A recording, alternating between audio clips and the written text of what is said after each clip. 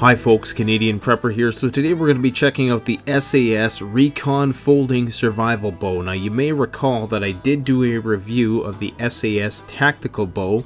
In fact, I was one of the first people to review that item many years ago. Now if you may recall, there was three defining features to that bow. One is that it was a takedown bow. Two is that it was nearly indestructible. And three is that you could store takedown arrows inside the bow itself, so it was a complete and very portable package. Now the only real difference with the Recon bow is that it's much quicker to deploy, although in order to achieve this, because of the mechanics of the design, it has to be a little bit longer. So you don't have to worry about losing any parts. This thing will deploy in probably 10 seconds once you get proficient at it. So let's check it out.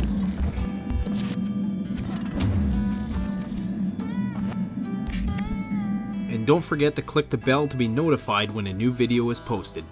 So when you take a look at all of the reviews of takedown bows on YouTube, the SAS Tactical Folding Survival Bow is the one that gets the best marks overall by most gear reviewers. It's very comfortable to shoot. Although it has a rectangular design, it does have rounded edges, so it's easy to hold in the hand. It feels very good in the hand. I can shoot this bow all day and not feel any sort of strain in my hands whatsoever. It's incredibly accurate for a takedown bow. It's incredibly durable.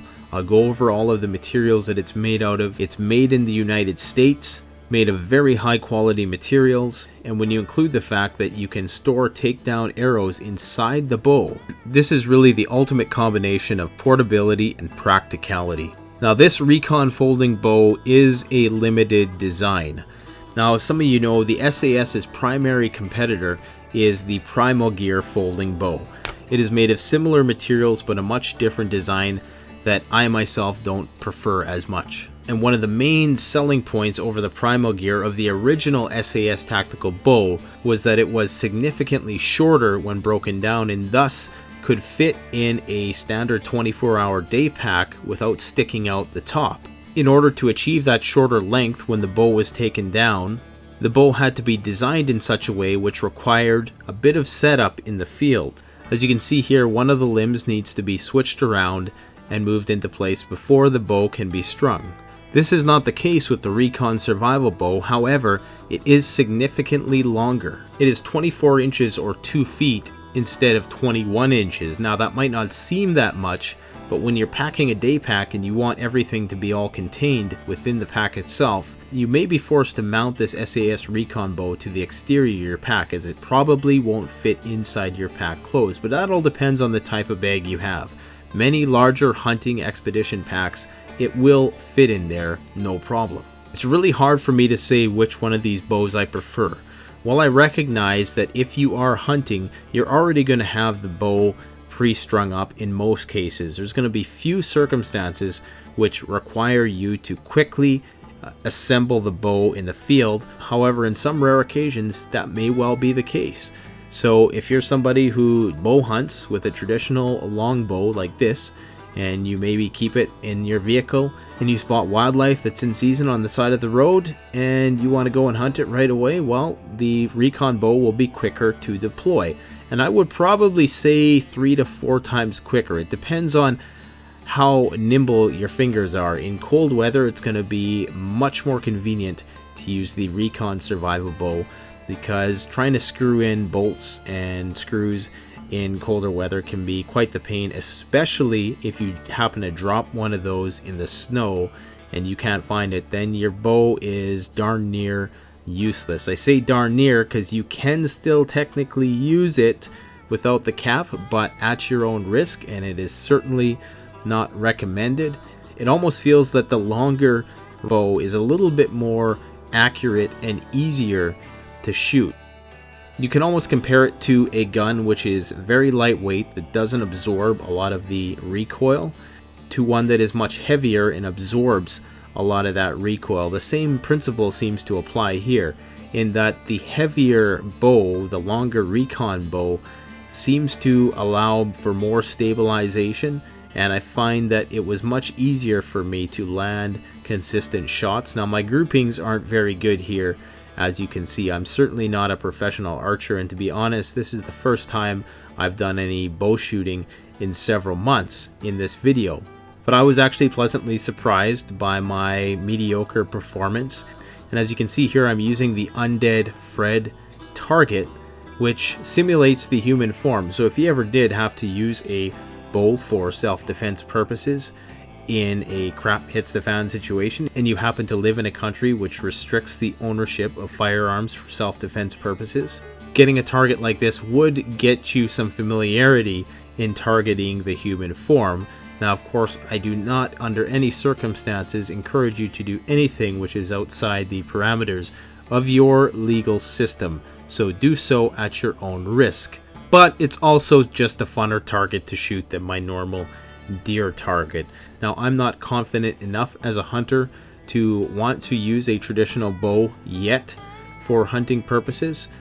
We have limited times to hunt here where I live, and time is tight as it is, so currently this would be something I would want maybe more so for a bug out bag.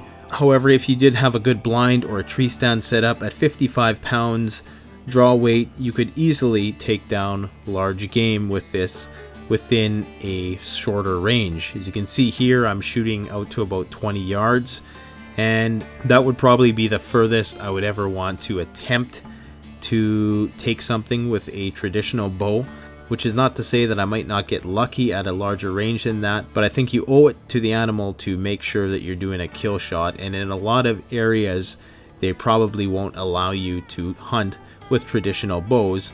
But you got to think, if you're planning for a crap hits the fan scenario, or you're putting this in a survival or bug out bag, indeed that this is something that, for the amount of limited weight and space it takes in your pack, is a very capable hunting and even self-defense tool, as I demonstrate here.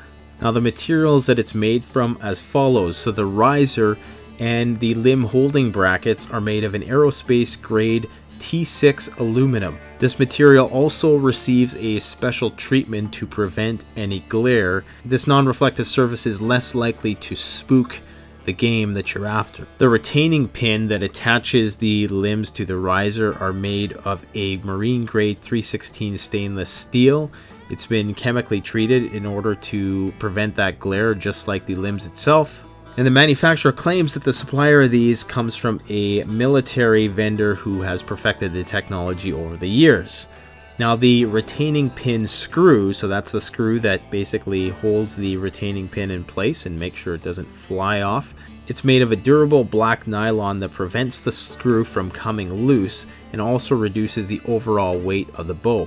Now, while you might think to yourself, well, it's made of nylon, that's pretty cheap. Well, the whole point of this is just to hold it in place. I've accidentally shot the bow without the retaining pin screw for several shots without even knowing it, and it worked. Although this is certainly not recommended and can cause some serious bodily injuries. But indeed, even if you lose that screw in a life or death situation and you had no other choice, you could potentially still shoot this bow with just the retaining pin without the screw, and that's why it's not made of metal. So with both of these tactical and recon packages, you get the string, you get the carrying case, you get the bare all-weather archery rest.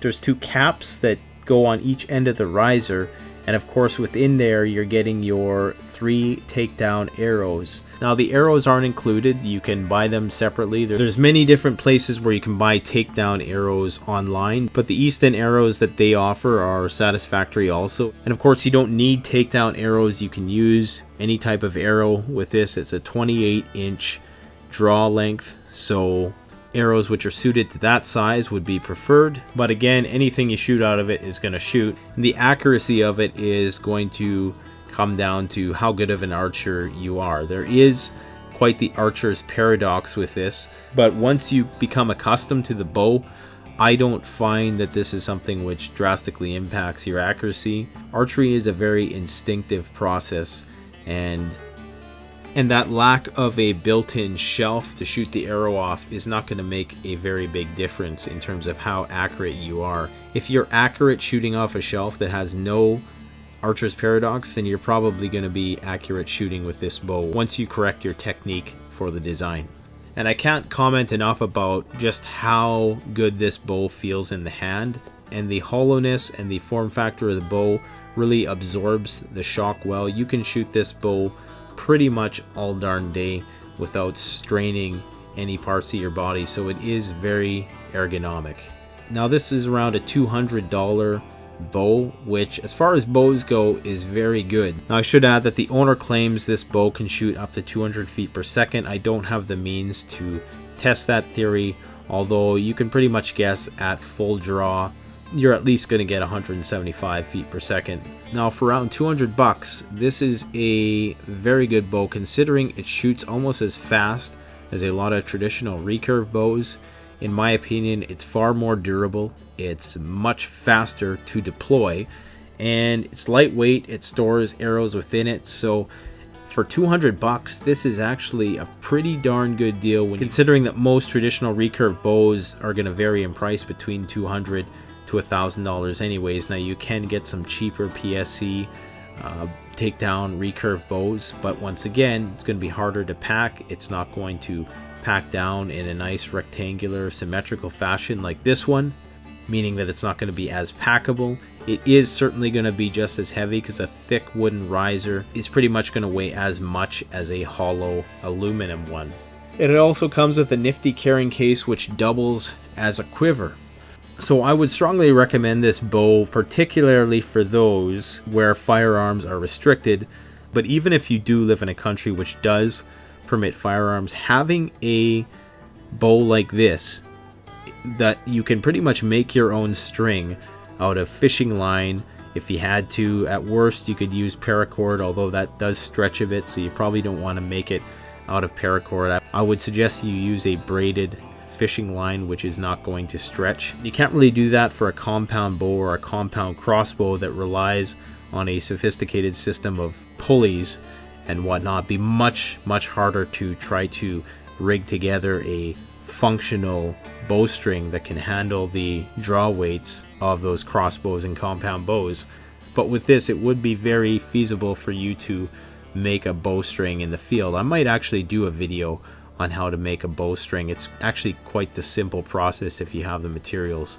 I would encourage you, if you were going to get one of these, you might want to get yourself an extra string or two. If you keep the string nice and waxed, it should last you for a long period of time, but it's always good to have a backup around. One of the main benefits of archery hunting, aside their reusable ammo, which is always good, is the fact that it's much more stealthy. So being able to hunt without drawing almost any attention to yourself is the gift from the gods to the archers. So I'm going to post two links in the description. One is for the SAS tactical bow, so you can go check those out if you're interested. I really don't have many bad things to say about this bow, except that the end caps on the riser don't really fit as well. Now I've made recommendations to the manufacturer in the past that they try to find a way to optimize this, and I'm not sure if they found a way to do that yet, but that's one area where this could potentially be improved. I think that over time they might want to look into making a slightly more ergonomic design, possibly with actual finger indents in the riser so it conforms to your hand a bit better, but I can also see how they want to keep it very streamlined and consistent just in case the person wants to use it in a different way. They also have this sandpapery, grippy stuff on the bow itself, which seems to help a little bit. I still would prefer some kind of rubber over top of it for wintertime in particular, where aluminum or metal, anything, is going to suck the heat out of your hand very fast. And that was probably the only problem that I had when shooting, and I was only shooting in about -2, -3. Anything on the minus side is pretty much on the minus side, so the bow is going to get cold right away and it's going to maintain that temperature, but you are going to risk getting your hands cold much quicker unless you have hand warmers that you're using. Alright guys, once again, don't try to hunt with longbows or traditional recurve bows unless you are a very good shot and you're highly confident in your ability to do a kill shot. Anything less than that, I would say stick to firearms or compound bows or crossbows with scopes. Thanks for watching. Don't forget to like, comment, subscribe. Canadian Prepper out.